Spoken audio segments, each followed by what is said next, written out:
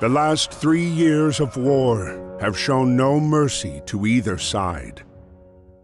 The bitter fighting continues across Europe over land, sea, and air, leaving behind mountains of casualties and many more broken souls. The United States till now had remained neutral, but the mounting economic pressure and the return of Germany to unrestricted submarine warfare finally awakes the sleeping giant.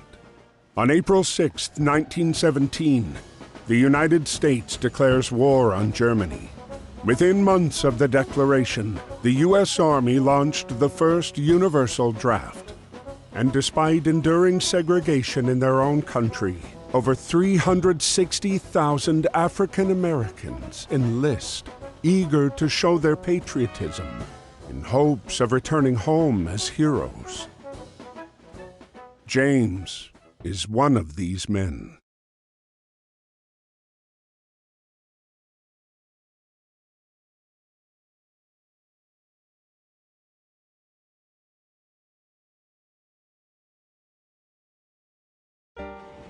Dear Brother James, I hope this letter finds you well and that working at the docks is not too backbreaking. It's good to receive news from you and from home.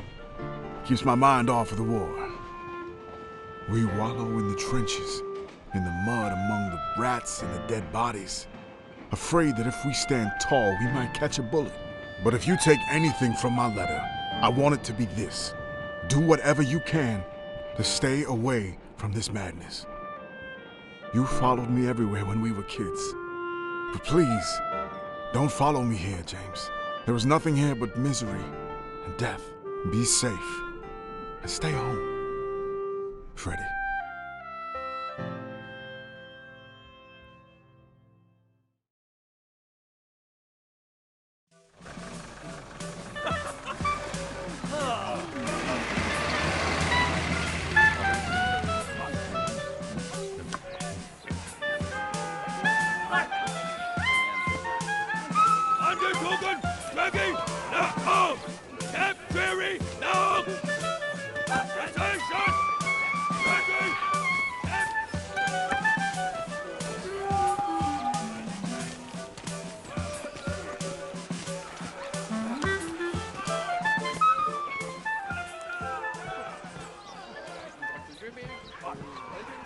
No.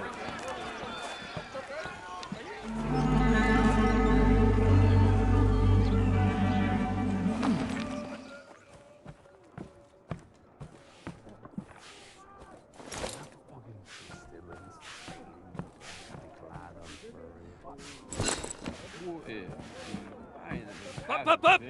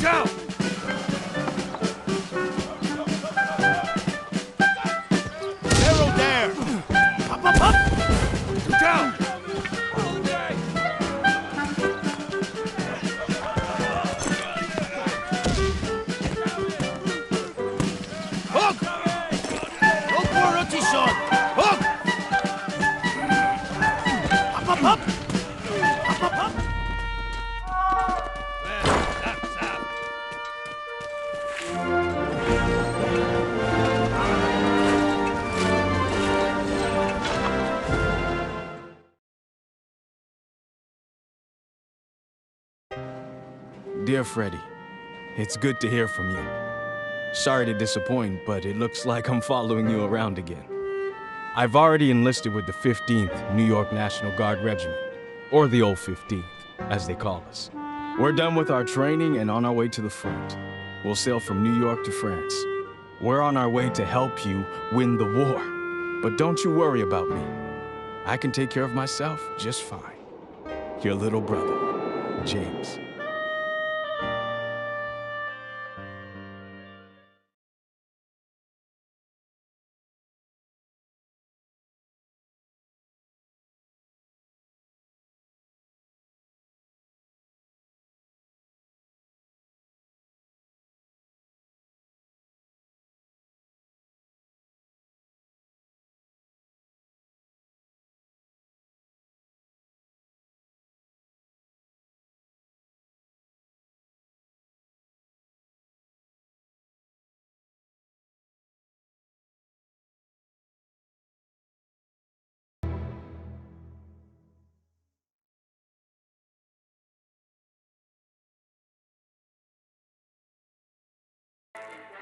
Before launching the attack, the soldiers were given a moment to write to their loved ones.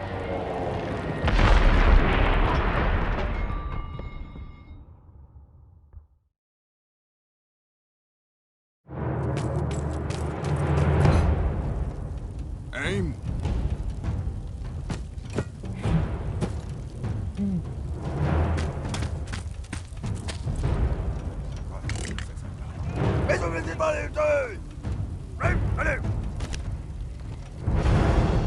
Interrupted by George's unconventional landing, Freddie soon learned that his unit was going to take part in the operation and be paired up with the peculiar British pilot, now grounded and without a plane to fly.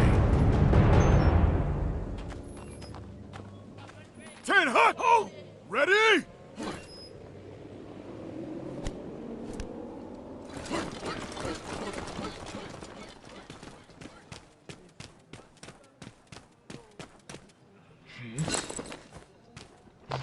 Archie!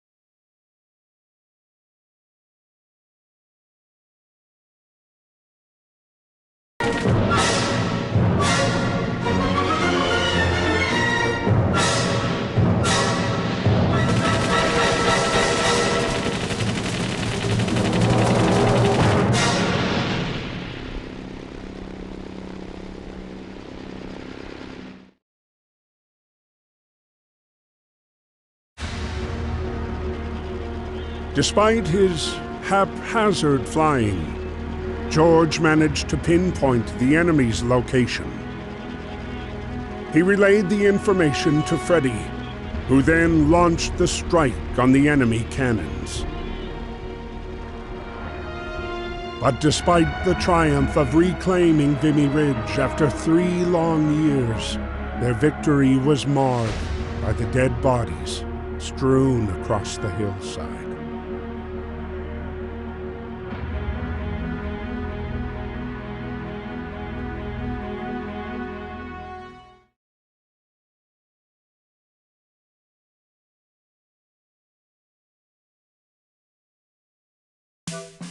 While Europe was torn apart by war, the U.S. had begun a massive mobilization in what many believed could permanently change the tide of the war.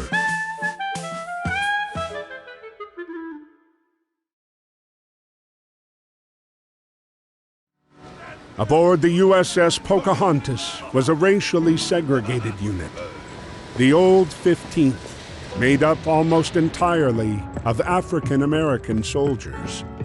These men were sailing to Europe, ready to put their lives on the line, to prove their love for a country that didn't always love them back. Dear Freddie, we're on our way to France. This is our first night at sea. But don't worry, me and the boys are ready. Speaking of the fellas, I lucked out and I'm getting on good with a fine bunch of them. There's Fidgety Lang Edwards, who never puts down his drumsticks. Jack Harris, our medic from Chicago. Joey Brass is from Harlem and plays a mean banjo. And Chef Caldwell is always cooking up stuff for us. We just have to make sure to get served before B.B. Johnson. Great guy, but he could really put it away. Well, I gotta go now.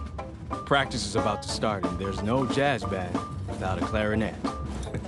Stay safe. We'll see each other soon. Your brother, James.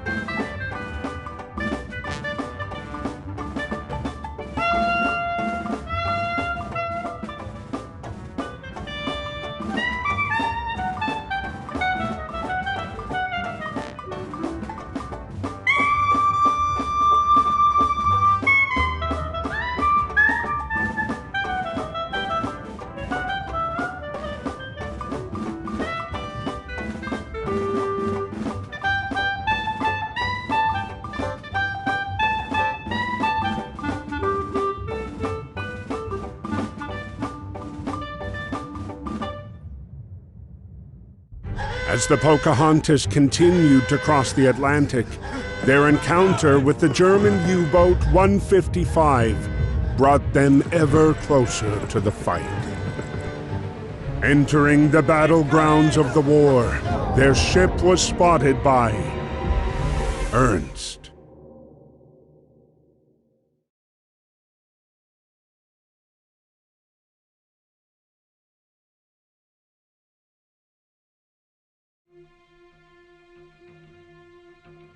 May 31st, 1916. On land, the conflict was bogged down in trench warfare. Neither the Allies nor the Central Powers were able to make significant gains. At sea, Allied forces dominated Germany with a crippling blockade.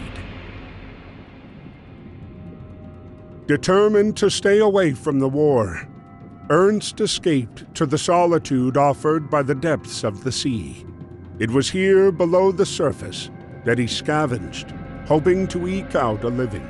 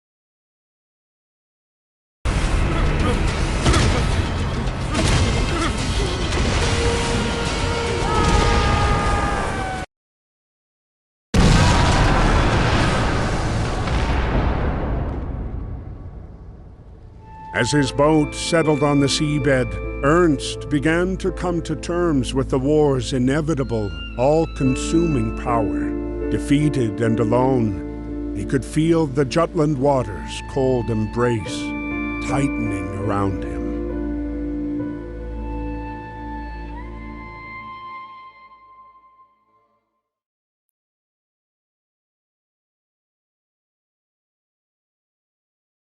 Stranded for hours in the aftermath of the Battle of Jutland, Ernst was starting to feel his grip slip away.